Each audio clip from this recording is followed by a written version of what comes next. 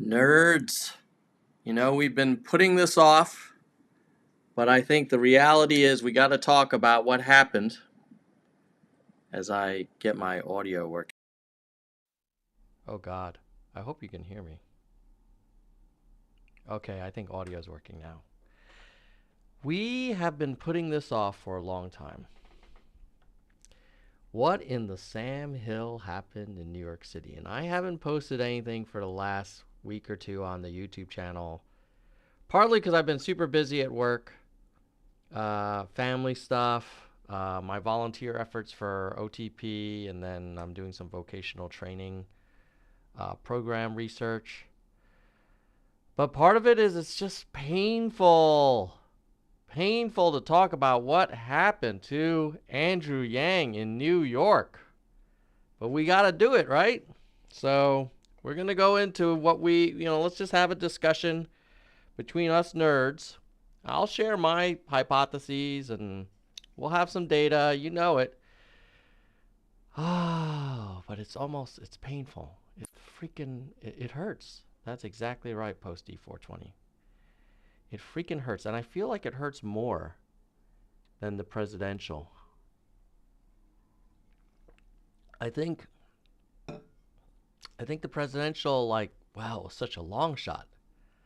But this one, it was like within our reach. It just slipped through our hands in like a matter of 4 months. But let's start with a little bit more uplifting energy. I know you didn't want to come and log into this for Tom being negative. We'll just talk about what happened.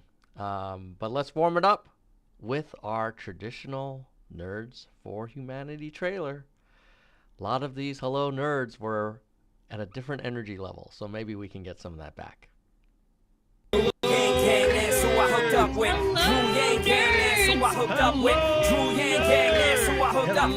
no place to hide now that he's arrived. I'm saying he ain't playing now with this campaign. Bang, dang, it's and Drew, come roll with the Yang Gang. Drew Yang Gang, that's who I hooked up with. Drew Yang Gang, that's who I hooked up with. Drew Yang Gang, that's who I hooked up. Yo, there's no place to hide now that he's arrived. I'm saying he ain't playing now with this campaign. Bang, dang, it's and Drew. Hello, nerds!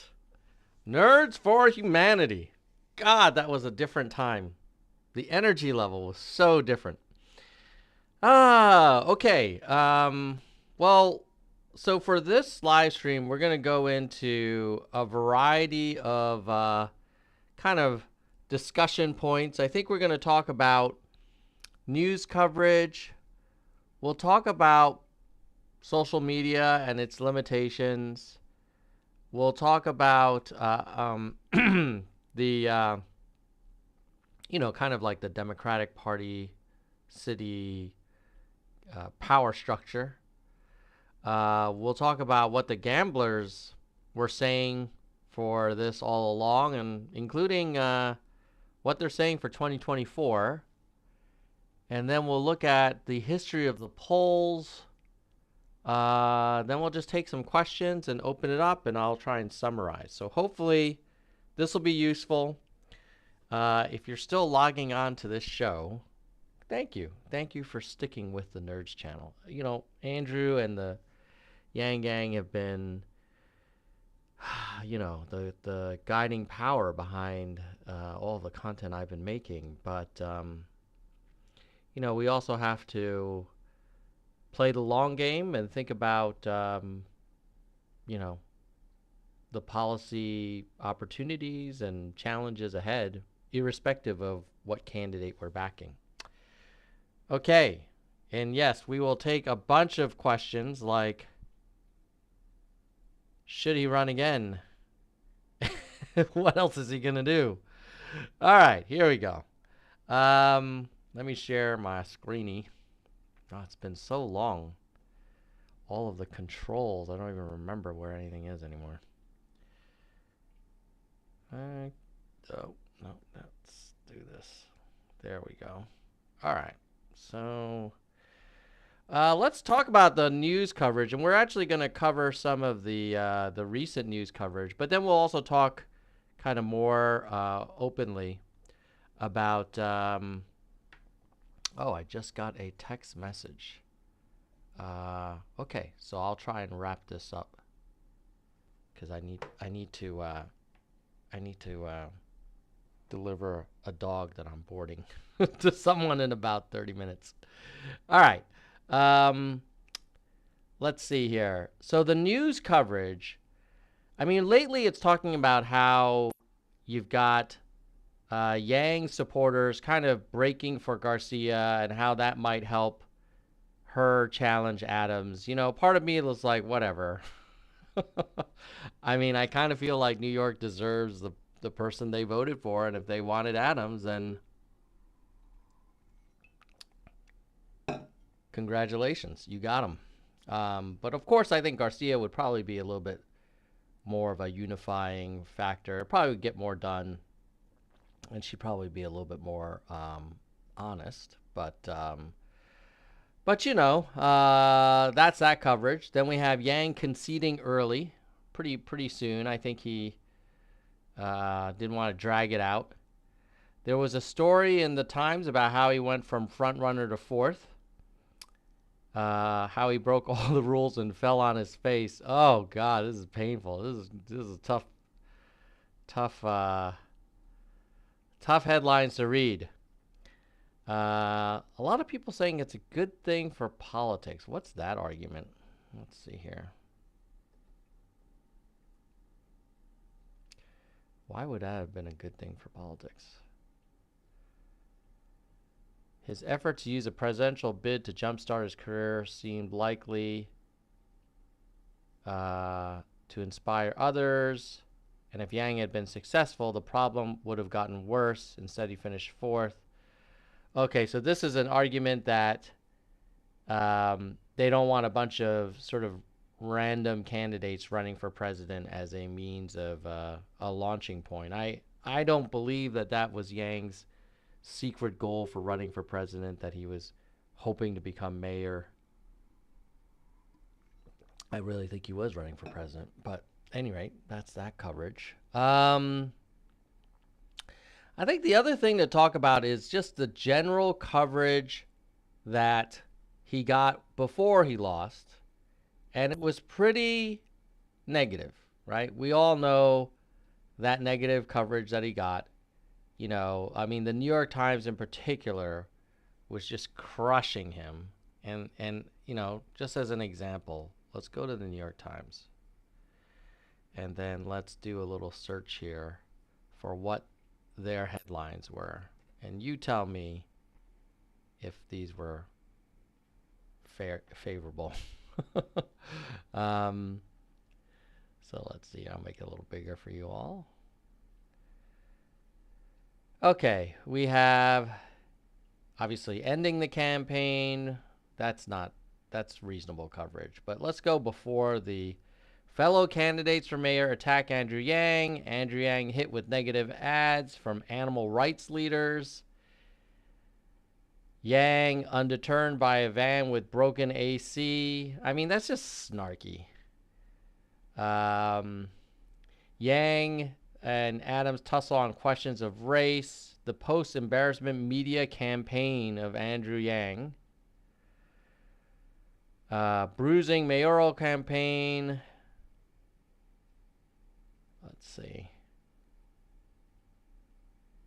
Can Wiley or Garcia beat Adams? Don't even talk about Yang. Yang Alliance.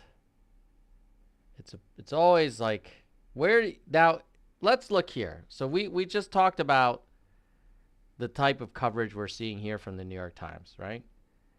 And here's like one of the summaries, 5 takeaways. Garcia and Yang team up, but avoid endorsements, saying, oh, you know, Garcia isn't returning the favor. She's not saying that that voters should vote for Yang. Accusations about voter suppression by Yang of black voters by working with Garcia, etc., etc. Now, so that's the gist of the coverage we were seeing of Yang. It was generally pretty negative, pretty dismissive in general. Like what? How many positive headlines did you hear me read just now? Like almost none, right? Almost none. Now, if you look at, in fairness, we should look at how they covered Eric Adams, because Eric Adams probably didn't get fawning coverage either. So Eric Adams' residence features in debate. Adams files a lawsuit to preserve his right to challenge, draws fire for skipping debate. Giuliani embraces Adams. Adams says no thanks. I am a New York story, Adams says. Frontrunner, Eric Adams. Eric Adams hasn't won yet, but he's planning an early transition. What does Eric Adams, working class champion, mean for the Democrats? Wow, that's a great headline. Eric Adams is awful, and I'm putting him on my ballot. He'll be bad for progressives, but better than Andrew Yang. Jeez. Keep an eye on this guy. All right, that's a negative. Finally found one negative article about Adams. Eric Adams promises to show America how to run a city. Is de Blasio secretly backing Adams? Can Maya or Garcia beat Adams? Eric Adams leads. Eric Adams goes on the offensive. Like, you could just tell that the general vibe is different. You know, was that the reason why Andrew Yang lost? The fact that the New York Times kind of had it out for him? No, I don't think so. I certainly don't think it helped, though. I think it contributed to the deterioration of the early lead. So that's discussion of media coverage. I would say clearly the media coverage was more negative about Yang. And I think the people writing were like, who's this guy? You know, we weren't covering him on his way up, and now he comes out of nowhere, and we don't know him, and yada, yada. This is a good example of how Twitter is not real life. The person who had the most Twitter followers was Andrew Yang with damn near 2 million. And Maya Wiley had 500,000, and little Eric Adams had 16,000. But guess what? You know what? The tweets don't turn into ranked choice voting ballots. What's also interesting is that you do see a material drop in Yang support, and it happened around May 9th to, started probably around May 10th, 11th, and 12th. Yeah, and I think that's probably related to the Israel tweet. And I know a lot of us didn't agree with that tweet, but, you know, that's what happened. And someday we'll find out. I would not be surprised if it was something that maybe Andrew himself didn't even compose. I'm not sure. But at any rate, that's the deal on Twitter. You know, it's interesting, but it's not entirely useful. Speaking of Twitter, what is Andrew Yang tweeting about right now?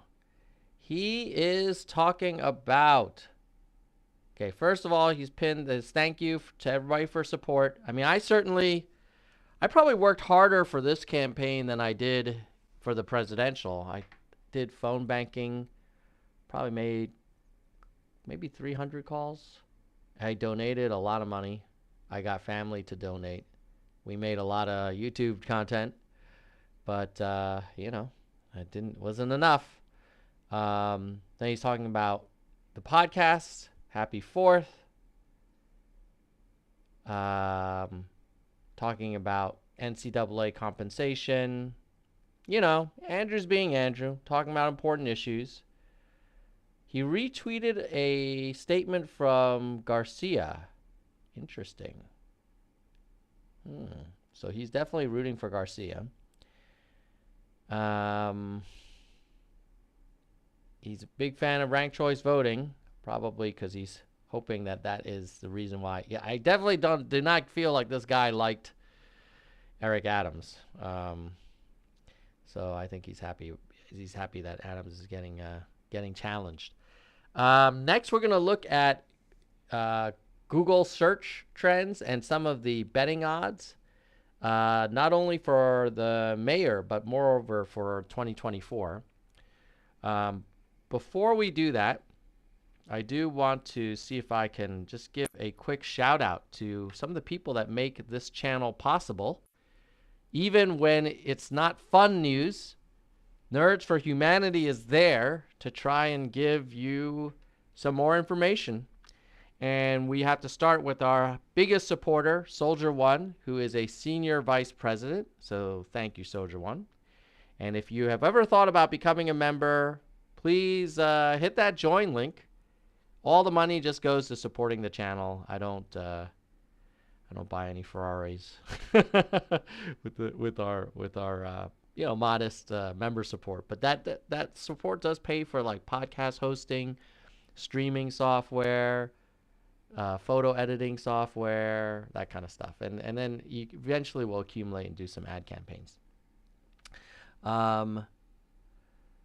At the VP level, we have Kristen Slevin, Laura Lane, Patrick Dunn, Richard Johnson, and Bike. So thank you very much. Oh, Richard Johnson upgraded about a month ago. He was not a VP before that. So thank you for upgrading, Richard.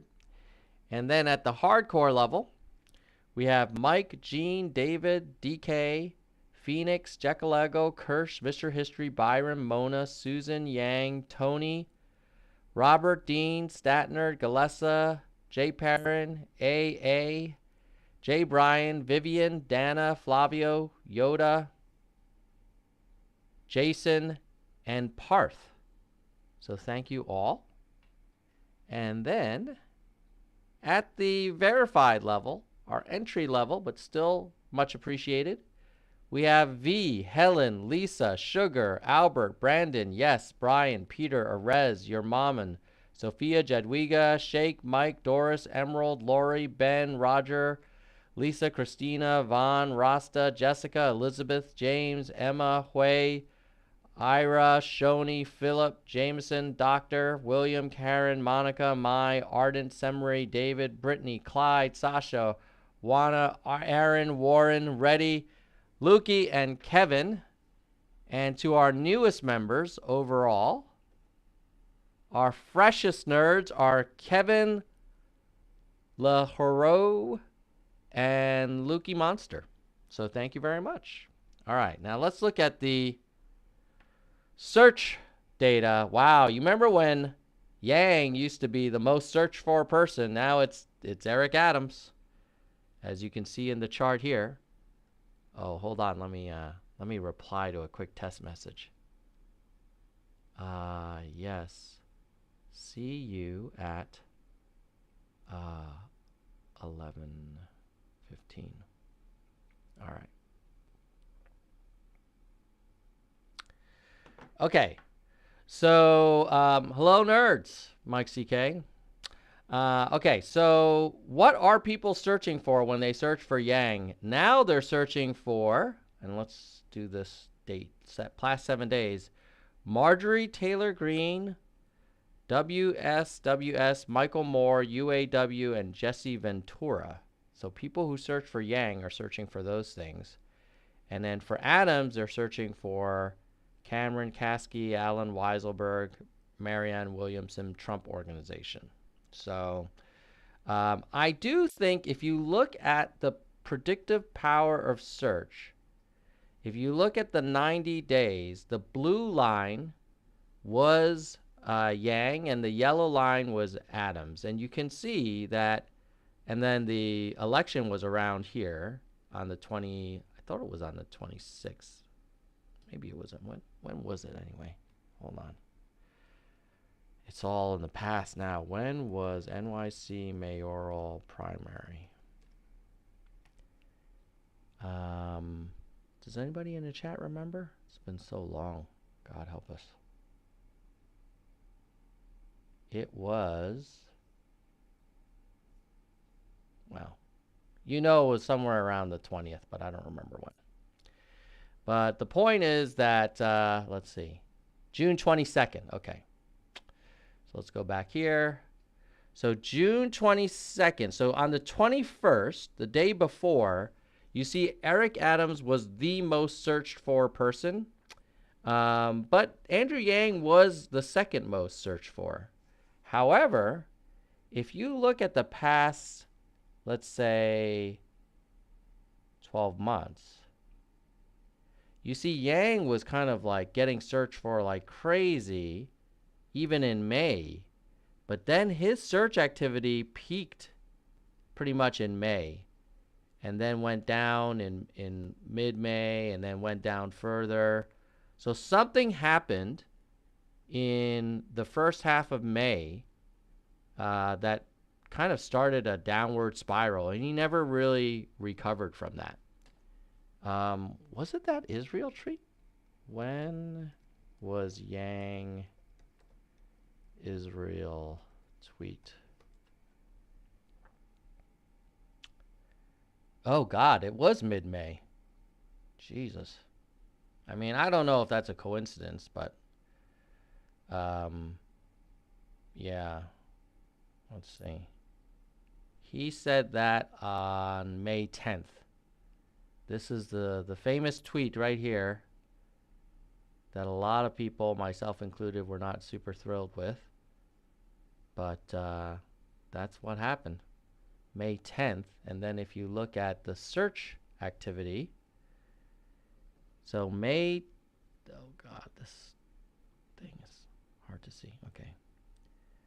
May 10th is around here. That is exactly when you started to see the downward trend. Ugh. Let's zoom out a little bit.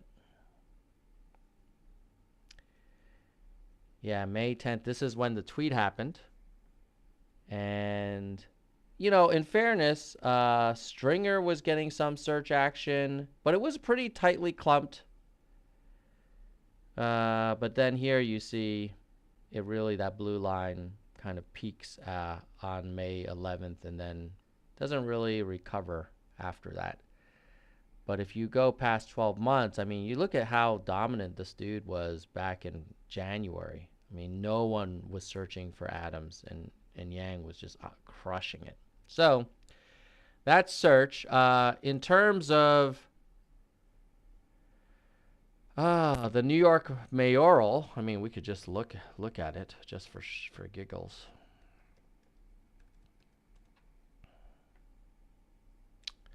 Right now, the gamblers believe that Eric Adams is still most likely, with Garcia almost like, 40% chance. And obviously, no one thinks that Yang's going to get it at this point. And I wish, and you can see this over time here. Let's go to the 90-day mode. Let's check Yang. So the green line was the probability of winning. And as you can tell, Yang was pretty much on top of his game. Right, and he peaked right around end of April. And then starting in May, he just really took a dump. There's a huge drop around May 9th. Then another one around May 16th, and then another one on May 25th, and it just kept getting worse and worse and worse. So by the time, right before the primary, he really only had a 10% chance of winning according to the gamblers. And at that point, the gamblers were thinking that it was Adams that was most likely. So that is, the gamblers were, they're pretty good, man. You gotta give credit to this Predicted and all the other online kind of gambling odds making predictions. Speaking of 2024, if you're curious about whether Yang is believed by the gamblers to have a chance, not really. Most likely, the gamblers think it will be Biden. If not Biden, then Harris, and then Buttigieg with a way outside chance, similar to AOC and Warren. So you've got the top tier right here, which is Biden, Harris, and then the next tier, Buttigieg, AOC, and Warren. you know, a lot could happen. Um, but that's that. Credit to Joe Biden for, I think, beating a lot of expectations. I'm going to get to questions in a second because I know I have to drop. But before I do that, I do want to give a shout out to the current leaders of the People Green New Deal Challenge. We are awarding $400 in cash prizes. So thank you to all our OTP Patreon supporters. That's different than channel memberships of Nerds for Humanity, for helping sponsor some of these cash prizes. So I think on July 16th or 17th, the top 3 are going to win a total of $400. Right now, the top candidates on ofthepeople.us that have the GND tag are Salvatore Solario Ruiz, Austin Searle, Erica Rhodes, Michelle Wu, and Lurin Hubbard. And if you want to vote, you're welcome to. You just need to log in and then favorite whoever you approve of. And let's say I was saying, hey, I approve of Michelle Wu. I would just click on this favorite button. And then that's how the ranking basically is predicted. It's basically approval voting. So check out ofthepeople.us. And if you have a candidate that you like, let's say you care deeply about UBI, and you're like, hey, how come so-and-so isn't on this list? Just let the candidate know. It's a free directory, all volunteer built, financially supported by Patreon supporters. I'm one of the volunteers and co-founders. All right. This is the New York City poll prediction.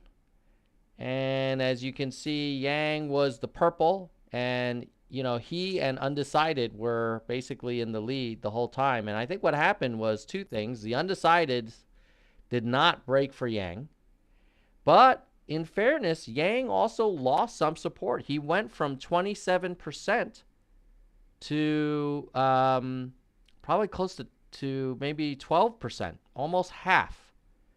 So 1 out of 4 people were saying they supported Yang in February, and then by June that dropped down to, you know, 1 out of like 8. So it's not just that the undecided people broke for other candidates. Some people were supporting Yang and then changed their mind. Something happened that caused these Yang people to say, yeah, no more Yang. Okay, let me just reply to this text message. Sounds good. Okay. Now, I'm going to get into why I think Yang lost, and then we're going to take some questions and highlight some comments, and then I have to deposit a dog to its rightful owner. Okay, I did a tweet about this a while back. I think it was June 29th. That was last week. And if you're not following me on Twitter, I'm at Nerds for Yang. Here's why I thought he lost. I think that voters, and we saw this from the polls, that they cared deeply about crime. And in February, they were caring more about COVID. But as the vaccinations started getting out and people started reopening and the economy started to come back, they were less concerned about the pandemic and more concerned about the rise in street crime. And I had done phone banking for the campaign, and I have the talking points for his crime stuff, and it was okay. But even if you go on the Yang website, Yang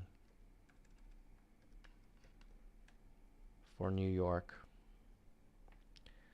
and you go to policies and you look for a safe city, okay? So what was he proposing? A deputy mayor, a police commissioner who doesn't have NYPD experience, residency requirement, prevent rise in hate crime, invest resources in neighborhoods, overhaul oversight of the NYPD, expand mental health, expand capacity. But you know what? I'll tell you. I'll give you a real example. I'm not making this up. I called a family member who lives in New York, who is an Asian American. And I said, "Oh, are you going to support Yang? He's amazing." And she said, "I am afraid to take the subways. It is affecting," she's a small business owner, "it's affecting my customers. And this whole defund the police stuff is not for me." And I said, "Well, hold on. Yang is not talking about defunding the police." But then when she said, "Well, what is he talking about?" I could say, "Well, he wants to reduce guns, and he's talking about the deputy mayor, and he wants a commissioner that doesn't have NYPD experience, and he wants to require people to be residents." Like, if you're afraid for your personal safety, these are not selling points that really close the deal. So I think the crime, just having a murky message on crime, did not help. Secondly, having to run against a former police officer who would remind you, "I wore a Kevlar vest for this city," and then what do you reply with? "Well, I want a person who runs the police department who doesn't have law enforcement experience." So that's just that messaging. Basically, Yang's crime messaging was more BLM kind of targeted, and the city's priorities changed when the reopening came up and there was a spike in crime. Defunding the police, requiring civilian supervision of the police was important to some voters, but a lot of voters were like, "I just want to be able to walk on the street and not be mugged." And Yang talked about that a little bit at the very end in that last debate, but even that was without a lot of policy, right, behind it. Like, if I were him, I would have said, I think we should have more cops. I think we should have more money in the police department. I think we should invest in training. And we have to make our city safe. But, I'm totally Monday morning quarterbacking. But that's what that's what YouTubers do, right? All right. Number 3, the media coverage. We talked about it. It was very dismissive. A lot of Yang support came from people who watched him and saw him and liked him on CNN. They also read the New York Times. The New York Times was just not in. There was no one writing puff pieces about Yang, and there was a lot of kind of averting of the eyes around Adams's struggles with ethical issues. Here's another one that I will share with you openly as someone who made a lot of calls, not as many as some volunteers, but a few hundred. I did talk to a few people who were not ready for an Asian American mayor. And some of them, one person said to me, like, "Oh, I'm not going to vote for an Asian mayor because I know, in his words, that Asians hate black people. And I'm tired of, when I go to a convenience store, the Asian store clerk is always eyeing me." And so, that I don't think that person was unique. I think there has not been a historic alliance between African American voters and Asian American political leaders. There haven't been that many Asian American political leaders. So the only interactions have often been negative. And then that's compounded by the fact that Asian Americans are often considered like the model minority, which definitely does not go over well with other minority groups. So I think in a weird way, it's interesting. Think about this. Would Yang have a better shot in a place like Iowa or New Hampshire than he does in New York City or South Carolina? I don't know. But I think definitely race was a factor. It was a factor in terms of the unconscious bias from the media. It was a factor from many voters who were not interested or comfortable with an Asian American candidate. So, number 5, to take some responsibility. If you are a New Yorker and you're an Asian American and you're pissed that there wasn't more representation of Asian Americans, like, you had an opportunity to turn out, you had an opportunity to volunteer, you had an opportunity to get your Asian American friends and family to turn out in record numbers, and they did not. There's no question that they did not turn out. And, this is where you have to take a long view, that if you really want to make change, if you are Asian American or you feel like Asian Americans should be more represented, we need to register like 10 million Asian American voters. That's what we need to happen. We need 10, not just to register, rather, we need 10 million Asian American voters to turn out in 2022 or 2024. Because until that happens, Asian American candidates are not going to be able to offset the fact that they're going to basically get negative votes from people who are not comfortable with them. And non-Asian American candidates are not going to care about issues affecting Asian Americans until that voting bloc matters. And this is not something new. Like, you can see this with any democracy. If you don't have the voters, political leaders are not going to give a crap about your issues.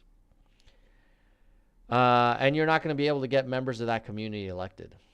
Number 6, internal polling and Tusk advice sucked. I remember seeing this when he was slipping in the polls, and then seeing a lot of people talk about these. Oh, I have a poll where Yang's number 2 or number 1. It's like, yeah, that's the one that was commissioned by the Yang campaign, and clearly it was wrong. But I don't blame Tusk. A lot of people were hating on Tusk. I don't know. At the end of the day, the candidate, the buck stops with the candidate, with the principal, right? And as much as I love Andrew, like, he's got to own that, and I know he does. He's not blaming Tusk. Number 7, Andrew found it hard to find the right tone, given the anxiety about crime, and still be Andrew. And you could see, like, people weren't feeling it. And then in that last debate, he let out a little bit of angry Andrew, but that didn't really land sufficiently. Number 8, you had local unions, political organizations having pre-existing relationships with others. So those are my theories. But now I'm going to shift gears and see if we can't highlight some of the comments from the audience. So let me go to the top, and I'm just going to highlight a few. Lukey is reminding me to speak my mind. Thank you for encouraging me at the beginning, Lukey. Appreciate it, and thank you for being a member. ECP, he should run again in 2024. I don't know. I mean, this is where, had Yang been, we don't know what he was offered, if anything, but had he been offered a role in the Biden administration and taken it, it probably wouldn't have set him up for 2024, but it might have set him up for 2028. And now in hindsight, of course, at that time, everybody was like, no, you don't want to be some crap job in the Biden administration. Like, Biden's going to be a disaster. It's elder abuse having him in office, and Kamala's running the show. And now we know that Biden's actually pretty damn popular. He's doing a pretty good job. Harris's probability of becoming president has actually been dropping, especially after she's, being asked to take on one of the hardest issues, which is the southern border. And of course, yeah, if you said Andrew Yang is mayor versus like Secretary of Small Business Administration, I'd be like, I think New York City mayor is a cooler job for him. But that's no longer that. Now we know that's not an option. That was kind of like a faux option. So that's not answering your question. I guess I was answering the question: should he have taken a Biden job? And I think the answer is now clearly yes. But what else is he going to do? I mean, I do think he could go back to CNN. He could try and 10x the impact of Humanity Forward. And he could probably write another book. All those things would be helpful. But you got to play the long game. This is not a 2024 thing. ECP saying love the content. Thank you, ECP.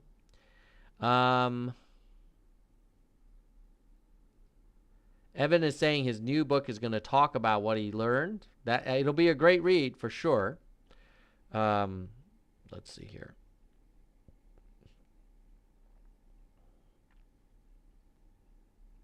ECP is reminding us to like the video. Yes, if you enjoyed this conversation so far, please like and share. Happy 4th to everybody. Absolutely. Let's see. Derek11 is saying it's New Yorkers are stuck in their primitive thinking. Well, you know what? I don't want to be negative. But New Yorkers made their choice. And they should get what they voted for. And if Eric Adams does a bang up job, then hats off to him. And if he ends up being sucky and kind of slimy, then that's what New Yorkers wanted. DRS Metal, woke progressives hurt Yang over that tweet. Well, I'm not a woke, I don't consider myself a woke progressive, but I thought that tweet was BS. Having a number of friends who are actual Israelis, not Jewish Americans. I have those friends who are Jewish Americans as well, but I know a lot of Israelis. And the funny thing is, Israelis tend to have a much more balanced view of the Palestinian situation than Americans, either on the Republican or the woke progressive side. And that tweet was very one-sided. You know, as a reminder, that tweet wasn't at all, in my opinion, balanced. I mean, it said, I'm standing with the people of Israel and condemn them as terrorists. The people of New York City will always stand with our brothers and sisters in Israel. What about our brothers and sisters in Palestine? So, yeah, that tweet sucked. Now, was that tweet the reason he lost? No, I think that tweet was probably the reason why he ended up 4th and not 3rd. If you assume that I was going to use a foul word. If the poopy media coverage cost him 1 spot, you go from 4th to 3rd. And then if you can do over the Israel retweet, you go from 3rd to 2nd. I think he still needed a better story on crime, though. Yeah, Lukey, I agree. The Likud party does not represent the people. In fact, the Likud, you know, Netanyahu is like the Trump of Israel, like half the country. Oh, Asaf. Asaf Rifer's in the house. Hey, Asaf. Fred the Felon's in the house. Hello, Fred. Good to see you, buddy.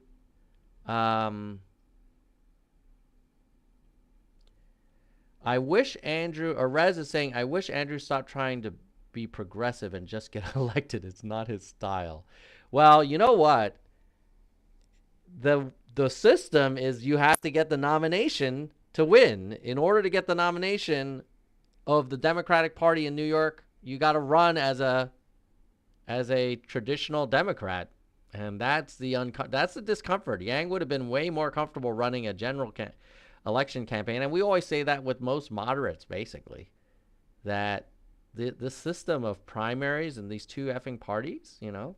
I know a lot of you are thinking like, oh, well, Tom, you were dismissive of a third party. I'm still skeptical of the ability of a third party to emerge, but I can also acknowledge that the two-party system is freaking broken. All right, let me see if there's any other.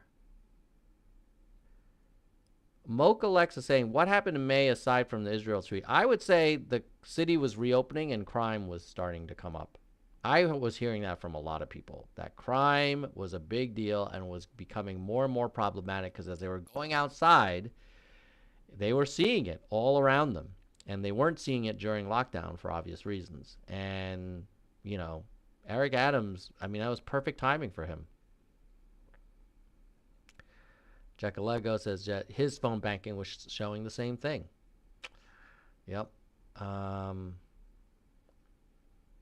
Sid is saying Yang needed to have just 2 or 3 key ideas instead of, yeah, he needed a story around crime.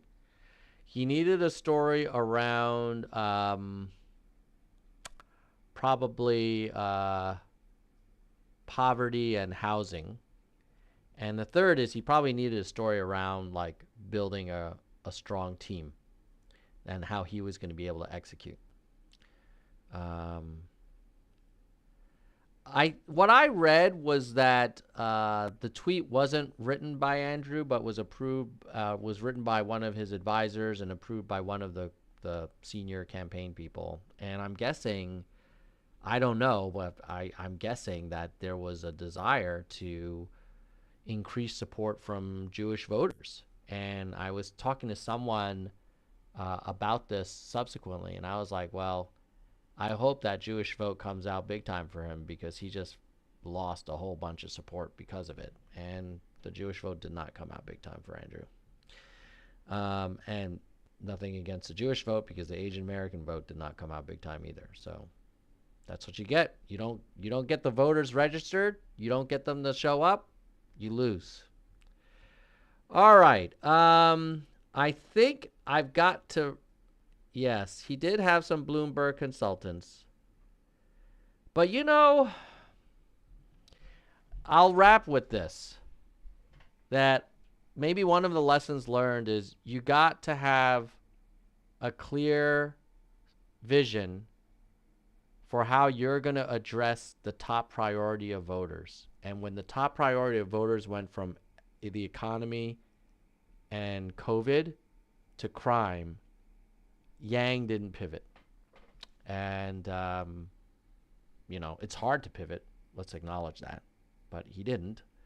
And here we are. So with that, I am going to say, I'm not going to say goodbye, nerds, yet. I'm going to tell you I've got a bunch of new guests lined up for the next few months. I will be doing some traveling for family, vacations and things like that. But I intend to be streaming at least once a week.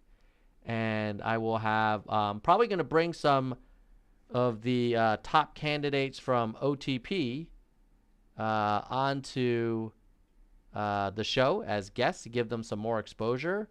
So the top overall candidates on Of the People right now are Erica Rhodes, Donna Imam, and Michelle Wu. That's so cool. 3 women of color are the top candidates on Of the People. So go check out ofthepeople.us if you aren't familiar with it already. And sign up and then favorite whoever you approve of. And you basically are doing approval voting to help us identify the next generation of leaders. Clearly, we cannot put all our hopes on one candidate. I know Andrew's a young guy and he's brilliant and we haven't seen the last of him, but I think we also need to bring a whole wave of forward-thinking candidates. So check out ofthepeople.us and have a very happy 4th of July. Please be careful if you're using fireworks in terms of your personal safety as well as the safety and fire risk of the surrounding environment. And let's just be grateful that we're no longer a colony of England and we have the biggest democracy in the planet. And we're not perfect, but we're as close to it as any country. And our best days are ahead because people like you care about policy, and we're all going to keep working at it, and we will get there, one election at a time. The one thing I would leave the Yang Gang with, in my opinion, is it's always great to go for the moonshots, but we got to get people on city council, county commissioner, mayor, state representative, and we got to be ready to go after this for years, if not decades. But in the long run, we'll be able to look back and know we were part of something real special. So happy Independence Day, and don't forget to like and share, and I'll see you guys next time. Goodbye, nerds!